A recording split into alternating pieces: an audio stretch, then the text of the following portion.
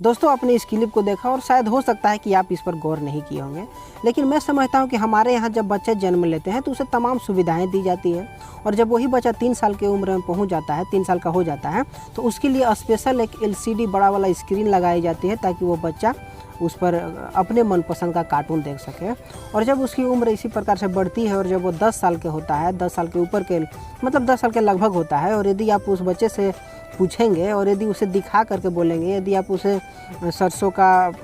पौधा दिखाएंगे, मक्का का पौधा दिखाएंगे, धान का, गेहूं का इत्यादि कोई भी फसल यदि दिखा करके पूछेंगे ना कि किस चीज़ का पौधा है, तो शायद वो बच्चा नहीं बता पाएगा। तो आपने क्या कभी सोचा कि ऐसे क्यों होता है? ये बच्चा में क्या प्रभाव है कि ऐसा अभी तक ये जो हमेशा जो यूज करता है उस चीज़ के बारे में वो नहीं जान रहा है कि वो कहाँ से उग रही है, कैसे हो रही है। लेकिन आप इसका यदि उत्तर खोजना चाहेंगे ना तो आप यही पाएंगे कि आपने कभी प्रयास नहीं किया कि उसे इन सब चीज़ों के बारे में बताई जाए। अच्छा, आपने कभी सोचा, आपने अपने बच्चे को भगवान को गॉड कहना सिखाया, पिताजी को डैडी कहना सिखाया, माताजी को मम्मी कहना सिखाया, यहाँ तक कि सुबह नाश्ता में अलग अलग जो सलाद वगैरह खाने के बजाय आपने उसे मैगी खाना सिखाया और नमस्ते प्रणाम के जगह पर उसे गुड मॉर्निंग कहना सिखाया, परंतु आपने कभी सोचा कि उसे ज़मीनी शिक्षा दी जाए और जो वास्तव में जो किसी व्यक्ति के समक्ष घटती है, जो अपने जो ज़मीन से जुड़े हुए लोग रहते हैं उसी के बारे में उस बच्चे को शिक्षा दी है आपने? कभी नहीं,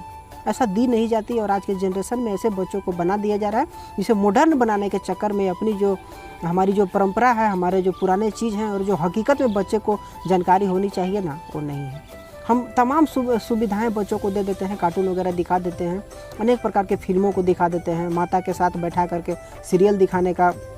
आदत पकड़ा देते हैं, अनेक प्रकार के अलग अलग विदेशी कार्टून दिखाते हैं, लेकिन अपने देश की कल्चर, अपने भारत की संस्कृति और अपने धर्म के बारे में यदि आप पूछ लेना कि सीता जी कौन थे, तो उन बच्चों को नहीं मालूम, क्योंकि आपने कभी उसे बताने का प्रयास ही नहीं किया। और जब यही बच्चे आगे चल करके बिगड़ जाते हैं तो हम दोष देते हैं दूसरे लोगों को, दूसरे चीज़ों को, कि उसके संगत में बिगड़ गया तो उसके संगत में बिगड़ गया। तो ठीक है, हो सकता है कि किसी को हमारी बात अच्छी भी लगी होगी, किसी को हमारी बात बुरी भी लगी होगी, लेकिन अच्छी लगे बुरी लगे चाहे कुछ लगे, लेकिन हम मानते हैं कि आपको मेरा चैनल सब्सक्राइब कर लेना चाहिए, क्योंकि हो सकता है कि ऐसे ऐसे कुछ और भी बातें बता दूँ जो आपको भी अच्छी लगे, जिन्हें बुरी लगी हो।